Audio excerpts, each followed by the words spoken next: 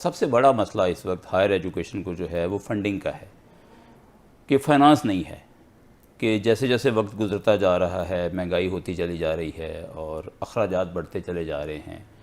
Universities की जो funding government की तरफ से थी वो एक जगह पे रुकी हुई है। पिछले कुछ 7 साल से फेडरल गवर्नमेंट की तरफ से जो फंडिंग थी वो रुकी हुई है एक जगह पे, जबकि सैलरीज़ बढ़ी हैं और 135% से ज़्यादा सैलरीज़ बढ़ी हैं इन 7 सालों में। तो फंडिंग के मसाइल सबसे बड़े हैं। सही।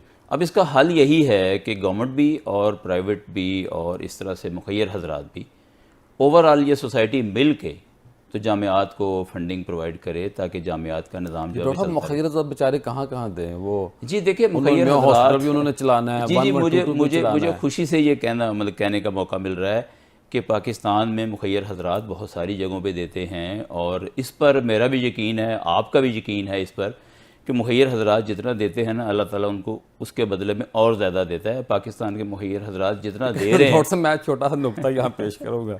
अगर हमारे ये मुखैर हजरात हैं अमलन प्रैक्टिकली असल वाला टैक्स देना शुरू कर दें तो मेरा ख्याल है किसी चीज़ की ज़रूरत ही ना रहे। हाँ, तो ये भी एक आगे तरफ जो गवर्नमेंट उसके ऊपर ट्रस्ट हो कि वो देखें जानदारी के साथ टैक्स दे। यानी अगर लोग यहाँ के टैक्स दें तो फिर वही रकम जो है वो प्रोजेक्ट्स के ऊपर खर्च होगी हायर एजुकेशन पे। अब देखिए हमारे पास यूनिवर्सिटीज़ में क्या मसला होता है कि जब हमारे पास फंडिंग नहीं होती तो हम फीस बढ़ाते हैं। जब फीस बढ़ाते हैं तो बच्चों की अफोर्डेबिलिटी का एक मसला बनता है और गरीब बच्चों के लिए मुश्किल हो जाता है।